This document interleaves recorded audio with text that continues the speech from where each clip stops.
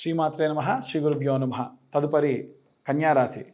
కన్యారాశి వారికి సంబంధించి 2025 జనవరి మాసం నుండి ఎలా ఉంది అంటే, మొదటి 2 వారాలు చాలా అద్భుతమైనటువంటి వాతావరణం. 3, 4 వారాలలో మీ ప్రణాళికల్లో అడ్డు కలగడం అంటే కొన్ని ఎలా చెప్పాలి అనంటే, విద్యార్థుల విషయానికి గృహిణుల విషయానికి అంత ఇబ్బంది ఏం లేదండి. విద్యార్థులు సానుకూలంగానే ఉంటుంది. వారికి మొదటి 2 వారాల్లో సెలవులు ఏవైనా వచ్చినా ఇంకేదైనా ప్రశాంతమైన వాతావరణం ఉంటుంది. మిగిలిన 2 వారాలు చదువుకుంటారు. చదువు విషయంలో ఏ ఇబ్బందులు ఉండవు. గృహిణుల విషయానికి వస్తే కూడా సాదాసీదాగానే ఉంటుంది. నో లాస్ నో ప్రాఫిట్గా ఉంటుంది. ఉద్యోగస్తులు కానీ వ్యాపారస్తులు కానీ సినీ రాజకీయ రంగాల వారికి సంబంధించి ఇప్పుడు నేను చెప్పేటువంటిది ఏమిటంటే, మొదటి 2 వారాలు మీరు ఏవైతే అనుకొని ప్రణాళికలు వేసుకొని ముందుకు వెళ్తారో అన్నీ కూడా అవుతాయి. కానీ 3వ వారంలో ఒక వ్యక్తి మీకు అడ్డుపడతాడు.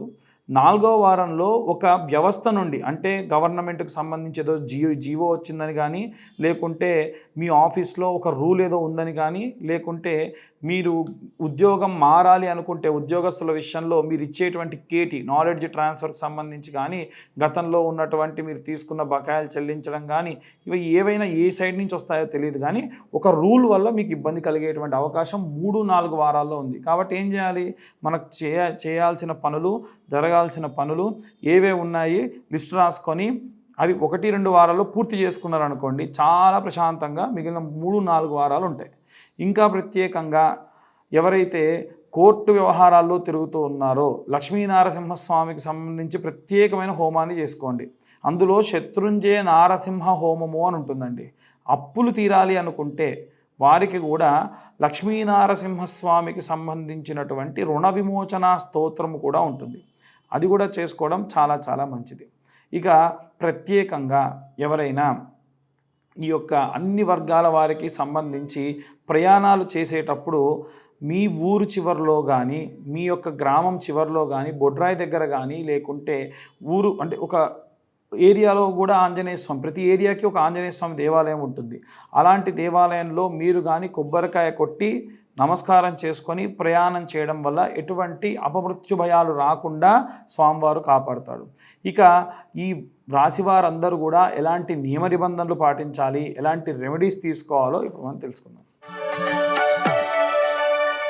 ఇక ఈ రాశి వారికే కాకుండా అన్ని రాశుల వారికి కూడా ఉద్యోగస్తులు, వ్యాపారస్తులు, విద్యార్థులు, గృహిణులు, అలాగే సినీ రాజకీయ రంగాల వారు ఎలాంటి జాగ్రత్తలు తీసుకోవాలి, ఎలాంటి రెమెడీస్ పాటించాలి అనేటువంటి విషయాన్ని ఇప్పుడు మనం తెలుసుకుందాం. విద్యార్థుల విషయానికి వస్తే నీలా సరస్వతి స్తోత్రము అనేటువంటి స్తోత్రం ఉంటుంది. ఈ స్తోత్రాన్ని ప్రతిరోజు కూడా వినడం వల్ల చాలా చాలా మంచిది. అలాగే వీలైతే ఓం వాగ్దేవ్యై నమః అనేటువంటి మంత్రాన్ని 11 మార్లు పఠించండి.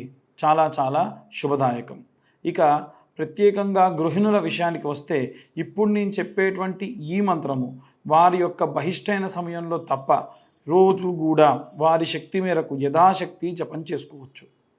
ఆ మంత్రం ఏంటంటే ఓం శ్రీమాత్రే నమః అనేటువంటి మంత్రాన్ని వీలైనన్ని సార్లు యథాశక్తిగా వీరు పఠనం చేయడం వల్ల చాలా చాలా శుభ సూచకాలు కనిపిస్తూ ఉంటాయి.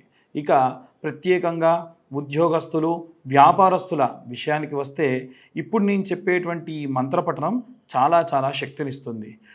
ఆ మంత్రం ఏమిటి అంటే ఓం క్లీం కృష్ణాయ వాసుదేవాయ హరయే పరమాత్మనే ప్రణత క్లేశనాశాయ గోవిందాయ నమో నమః. మరొకసారి చెప్తున్నాను. ఓం క్లీం కృష్ణాయ వాసుదేవాయ హరయే పరమాత్మనే ప్రణత క్లేశనాశాయ గోవిందాయ నమో నమః. ఈ మంత్రాన్ని వీలైనన్ని సార్లు పఠనం చేయండి. చాలా చాలా మంచిది.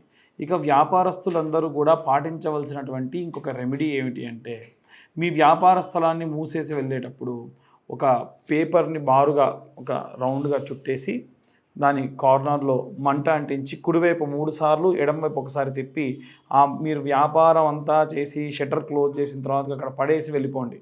ఇలా చేయడం వల్ల ఉన్నత వ్యాపారాభివృద్ధి, సకల నరఘోష నరదిష్టి కూడా పోతాయట. అలాగే ఇక ఎవరైనా సినీ రాజకీయ రంగాల వారు ఎవరైనా ఉంటే గనక మీరు అర్ధనారీశ్వర స్తోత్ర పఠనం చేయడం మంచిది. అర్ధనారీశ్వర స్వామి దేవాలయానికి వెళ్ళడం మంచిది.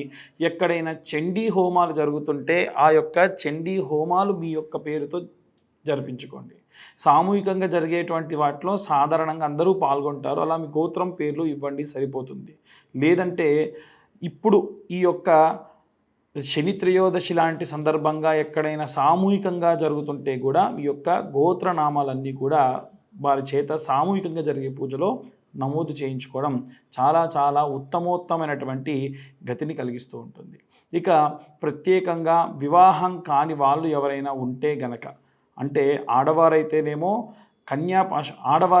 వరపాశుపతాన్ని, మగవారైతేనేమో కన్యాపాశుపత హోమము మరియు అభిషేకము ఉంటుంది. అది రుద్ర సంపుటీకరణంతో చేస్తారు. ఇలా చేయించడం వల్ల వివాహం కాని వారికి వివాహము ఖచ్చితంగా అవుతుంది. అలాగే వీలైతే ఏవైనా కోర్టు కేసులు గొడవల్లో ఉన్నటువంటి వారు ఎవరైనా ఉంటే గనక మీరు ఆ యొక్క కోర్టుకి వెళ్ళే ముందు మీ దగ్గరలో ఉన్నటువంటి కాళీ దేవాలయం కానీ, లేదా ప్రసన్న కాళీ దేవాలయం కానీ, లేదా ఏదైనా అమ్మవారి దేవాలయానికి వెళ్ళి అమ్మవారి దగ్గర మీ యొక్క పేపర్లు ఏవైతే ఉంటే కోర్టు పేపర్స్ అక్కడ అమ్మవారి దగ్గర ఉంచి మీరు ప్రదక్షిణ చేసి అవి అలా తీసుకొని మళ్ళీ తిరిగి వెనక్కి చూడకుండా వెళ్ళండి.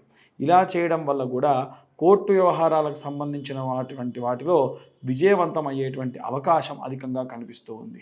ఇక అందరూ కూడా వీలైనంత వరకు కూడా ఈ యొక్క జనవరి మాసంలో ఉన్నటువంటి గ్రహ సంచారం రీత్యా ఇప్పుడు నేను చెప్పేటువంటి ఈ మంత్రం చదవడం చాలా చాలా మంచిది. ఆదిత్యాయ చ సోమాయ మంగళాయ బుధాయ చ గురుశుక్ర శనిభ్యశ్చ రాహవే కేతవే నమః.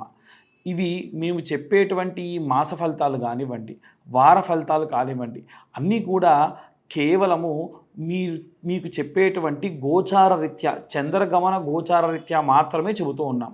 నిజంగా మీ యొక్క date of birth, date of time, అలాగే టైమ్ ఆఫ్ బర్త్, అలాగే ప్లేస్ ఆఫ్ బర్త్ కానీ తెలిస్తే అవి మాకు పంపించడం వల్ల మీ యొక్క జాతకాన్ని విశ్లేషణగా 60 పేజీల్లో మొత్తం అంతా కూడా క్యాలిక్యులేషన్స్ చేసి మీకు ఒక పీడిఎఫ్ ఇవ్వడం జరుగుతుంది.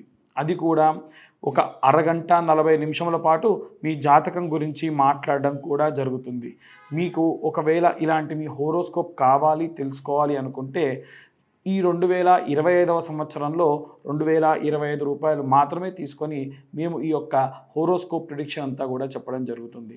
కాబట్టి ఎవరైనా మీ యొక్క పేరు బలం మీద జాతకం చెబుతామని కానీ, మీ పేరులో మొదటి అక్షరంతో జాతకం చెబుతానని కానీ ఎవరైనా చెబితే అస్సలు నమ్మకండి. ఎందుకంటే 100కు 100% దాంట్లో సక్సెస్ రేట్ లేదు. ఇంకా చెప్పాలంటే 25% కూడా సక్సెస్ అయిన వాళ్ళు లేరు.